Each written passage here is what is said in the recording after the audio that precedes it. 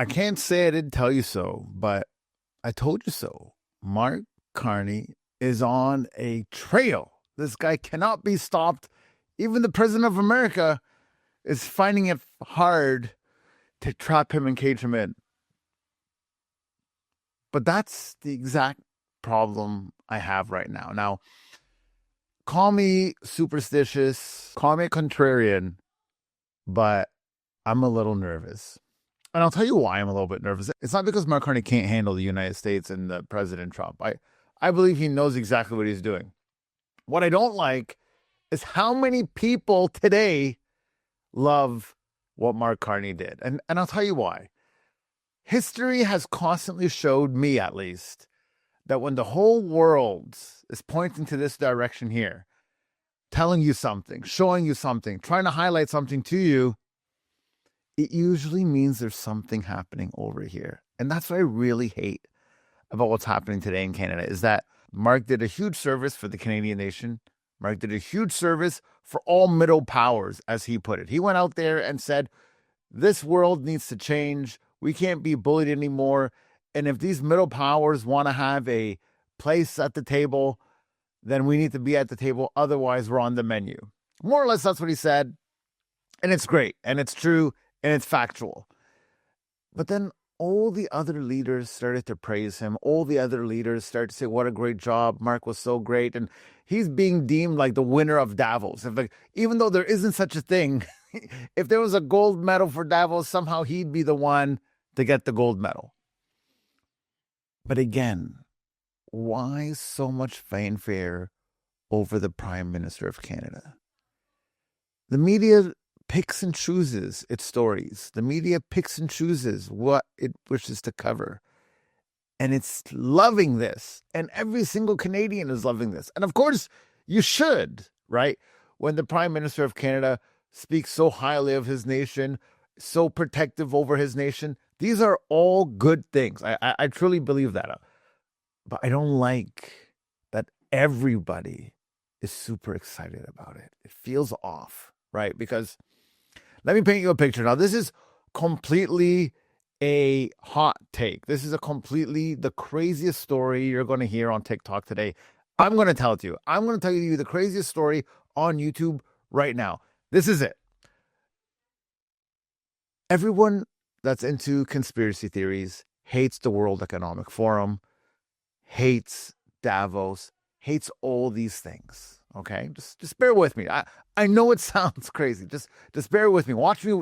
We'll take baby steps together. Okay, and with that spirit, anything that happens in this place is how the globalists, as they always like to call it, set the plans for the next year, set the plans for what they want to do. And as you could see from Jared Kushner's presentation, they have a whole plan for New Gaza as well. So there are actual plans being made out there. So there was a whole luxury condominium plan that was there. So it's not far out there to say that they plan things there. So that's happening for sure. But America has always been the place of freedom. It's always been known as the place that the World Economic Forum hasn't completely saturated yet. That it's still the last beating of freedom, whereas the rest of the world has turned in and has committed to the World Economic Forum, and they have basically bowed down to the powers that be. This is what all the conspiracy theorists say. Okay, this is the rumors. Okay, now, because Donald Trump has put America in such a position where it's so into itself, where it doesn't care about its alliances, where it doesn't care about its partners, where it doesn't care about anything, you have this really strange moment in time now where everybody else needs a leader because America isn't caring about anybody else anymore. It's not being that vessel of freedom anymore. It's just doing America. And so what happens now are these middle powers, if you will, these smaller countries are almost in a way beginning to merge, if you will, where they're kind of trying to pull their resources together, they're trying to conglomerate together. And I'm not saying this has happened. I'm simply saying just see the picture out. that now all these powers are coming together and say, we need to do something against America. We need to create a new world order. And this is the terminology that, that the people like to use. So we need to create a new world order where it's not just America, where it's like so many other nations, maybe they don't share our complete 100% values, but they share some of our values. And so we need to make a new order, because you can't just be some sort of authoritarian regime and control the world. That's basically what Mark was pitching. And the scary thing about that is that the world accepted it. Like today, if you ask people around the world, would you love Mark Carney to be your prime minister or president? I believe a lot of people loved what Mark said, and with good reason, because he said great things. And at the same time, unfortunately or fortunately, depending how you look at it, Donald Trump has done such a terrible job of letting people like him, of building alliances, that it's so polarizing that nobody wants to be on Team USA right now. And so you have this dichotomy starting to happen where you have the world and Mark Carney on one side and US on another side. And that's always been normal. That's always been the case if you listen to what people say. But the strange thing today now is that the USA is also not the same beacon of freedom that it used to be, that it's sold out its values to the people, that it's sold out in so many different places now, that it's not as great as it used to be. It's not doing much for the people. Trump has done so little for the average guy on the street that it's difficult now, right? When the vaccines were going out and they had their first lawsuit in the United States, when they had the first case that it couldn't be a mandatory thing and it got pushed back, the rest of the world said, if America is able to reject it, then the rest of the world can. And that's exactly what happened. Once it wasn't mandated and mandatory in the United States, the whole thing fizzled out. And I know tons of people that were watching that court, watching that ruling, waiting to see what will happen with the world. They had judged the world on exactly that situation.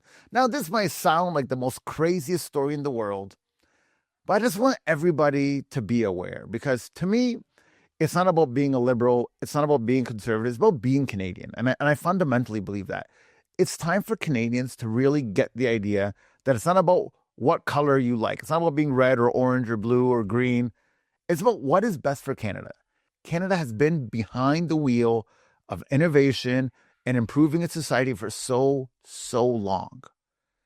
So I am on the team that gets the job done right for the people. That's my team. So if Mark is going to say something great, I applaud Mark.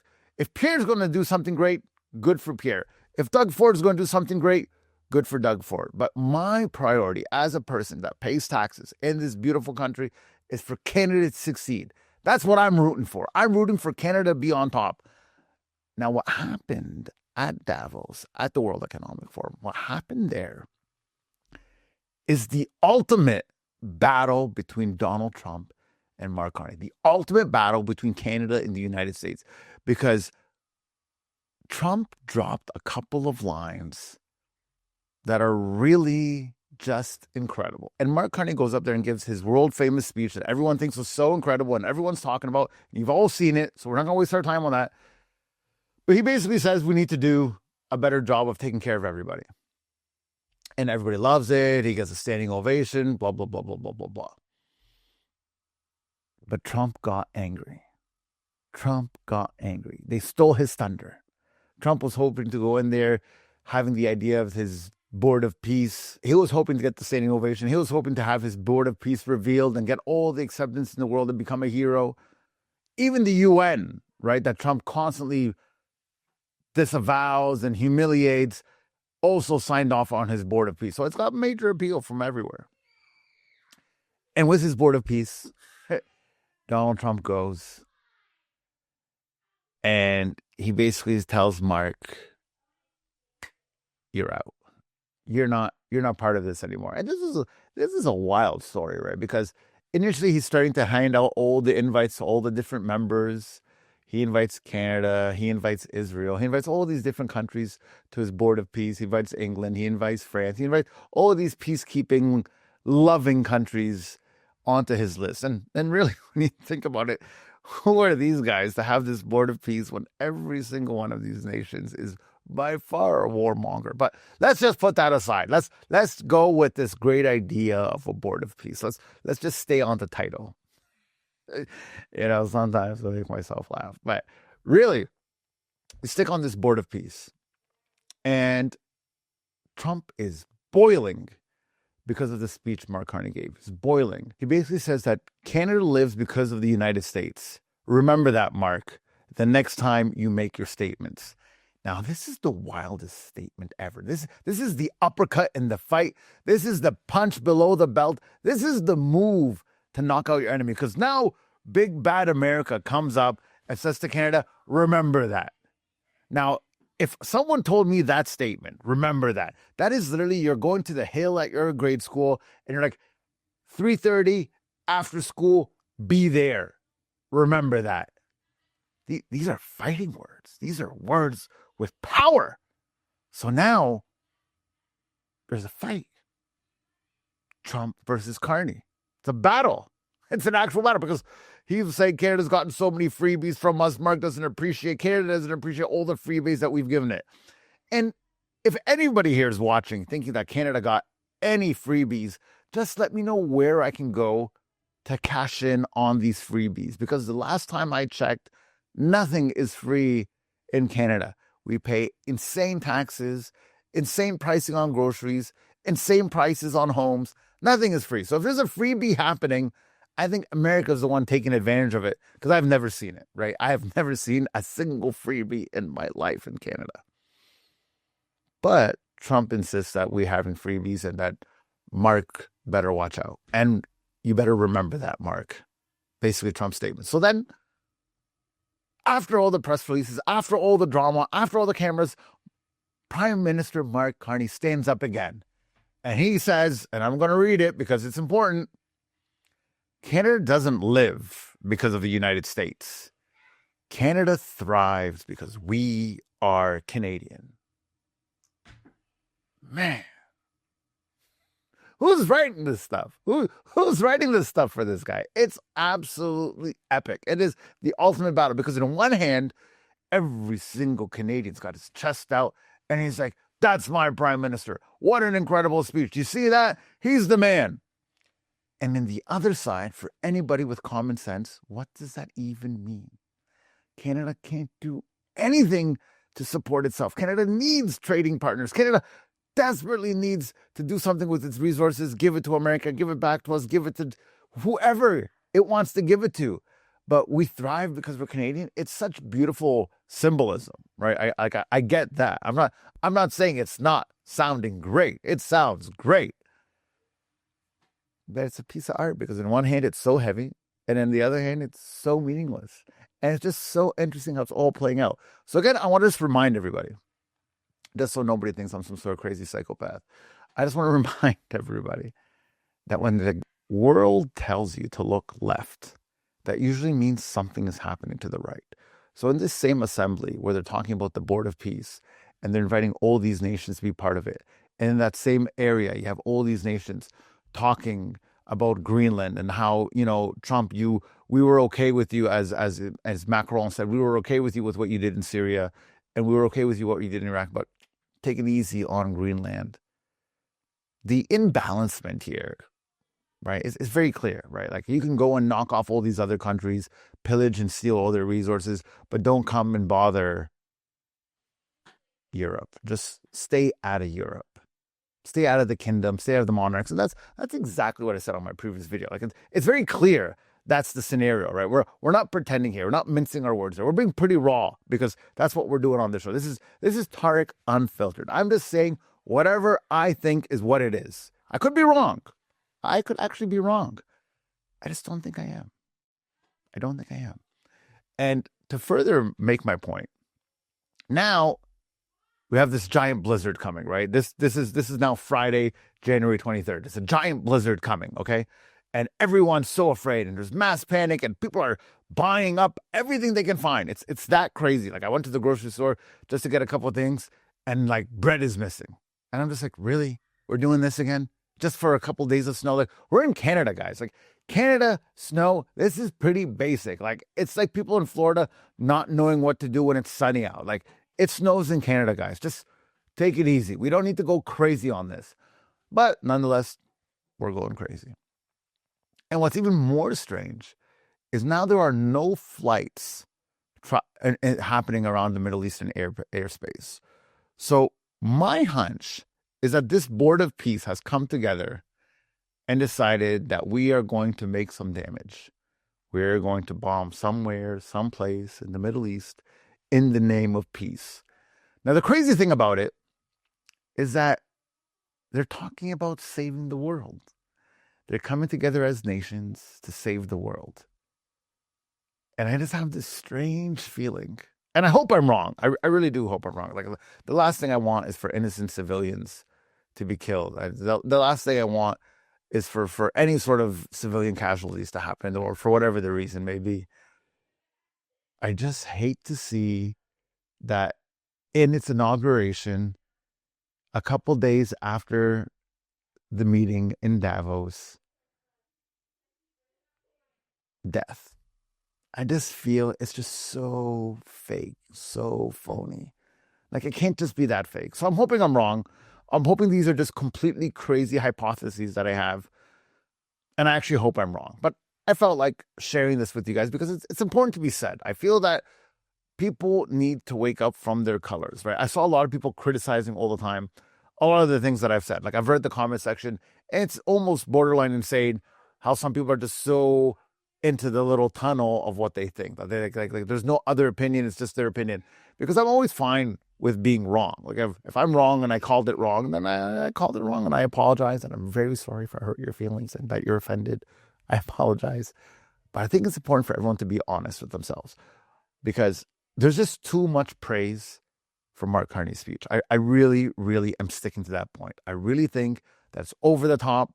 I really think that when Trump even gets offended that Mark is getting so much praise, that he decides to kick him out of the Board of Peace and the rest of the European powers stay in. I have a problem with that. Now, let me explain this context. Mark's entire thing, right? And we're going to focus a lot on Mark's speech because I think a lot of things are happening right now that have a lot to do with it. So let's just piece by piece look at it here. So Mark was basically saying, and I've said this already, that he's doing something with the middle powers. The middle powers need to come together, right? That's his thing. Mark said the middle powers need to come together. So now the middle powers get invited to this beautiful, big Donald Trump Board of Peace. They all get invited and they're all so happy. And then Mark gave a speech against Trump, basically saying, Canada, we're strong because we're Canadian. Trump basically, you're fired. And it is just hilarious because this is meant to be a Board of Peace. And Canada is single-handedly known to be a peacekeeping nation. Whether it maintains it or not anymore, that's another video. But for now, that's kind of what it's known for. So for Canada to get ejected from here, I find that to be grounds of complete dishonesty and lack of integrity, right? But the part that's really frustrating, and I want every single Canadian to pay attention to this part here, that how do you create a Board of Peace, invite all these nations, and within 24 hours, you kick out a country because they disagreed with you? What kind of Board of Peace is this? So is this Board of Peace basically Trump getting buy-in from everybody else? And then when people disagree with Trump, you're allowed to just get kicked out instantly? And what kind of spineless European neighbors and allies does Canada actually have? If this is actually continued and Canada isn't allowed, let's say, back in, or this Board of Peace actually continues with all these European nations with their hand of approval on this thing, like they are all approving this and they're all okay with Canada getting kicked out, and there's no backlash and nobody's making any statement, and they don't just dissolve this thing instantly because they can clearly see it's a scam. If none of this actually happens, then everything Mark Carney said was just rhetoric, right? And a lot of conservatives are going to be happy to hear this. It's just rhetoric. He's just giving a speech. He's getting loved. He's getting clapped, but nobody cares. Nobody believes it.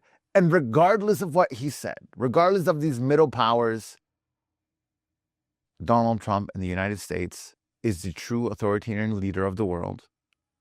And that's all there is to it. And I think that is the thing that nobody's actually talking about. That he got kicked out, that Canada got kicked out of the Board of Peace, this brand new thing that the UN signed off on that said, yeah, this looks like a decent initiative. So a lot of question marks already there. But not only that, but all the European nations still stayed in it, watching Canada get kicked out. Now, as of today, Canada's kicked out. If tomorrow we let back in, okay, things have changed, politics and all that jazz. But for this to actually happen, for us to be able to witness the assembly, the invitation, and the kick out, I think we can all tell very clearly that this Board of Peace is just a piece of you-know-what. So I thank you so much, guys, for tuning in. Please like, please subscribe, please comment. Call me out. You don't like it, call me out. You do like it, let me know. I appreciate the feedback. And we'll see you again next time.